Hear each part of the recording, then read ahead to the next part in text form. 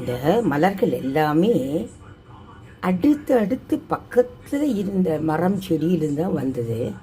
ஆனால் அவைகள் பாருங்க, அதுக்கு தனித்தன்மையோடு மலர்களை நிறமாகட்டும், அதில் உருவமாகட்டும், மனமாகட்டும் உருவாக்குகின்றன. என்ன காரணம்? ஏன்னா சுயமாக சிந்திக்கக்கூடிய திறன் அந்த ஒரு செடிக்கும் அதோட ஜீனுக்குள்ளே இருக்குது. கடவுள் அதுக்குள்ளே பொதிச்சு வச்சிருக்காரு, ஒரு ஞானத்தை பொதிச்சு வச்சிருக்காரு. இப்படி தான் நம்ம இப்போ மலர்களை உருவாக்கணும், இப்படி தான் நம்ம குழந்தைகளை உருவாக்கணும் அப்படின்னுட்டு. ஸோ வளர்ந்தது ஒரு இடம்தான். அந்த மாதிரி 4-5 குழந்தைங்க வீட்டில் இருந்தாலும் வளர்றது ஒரு வீடு தான்.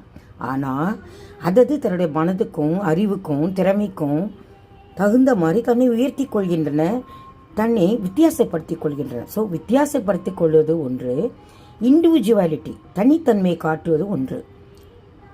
ஒரு சின்ன இடத்துக்குள்ளே இத்தனையும் வளர்ந்து இத்தனை தனித்தன்மை காட்டுதுன்னா இதுக்கு மூளை இல்லைங்கிறோம். இதுக்காக மூளை இல்லை, இதுக்கு ஒரு இலையிலையும் மூளை, நமக்கு தலையில் மட்டும்தான் மூளை.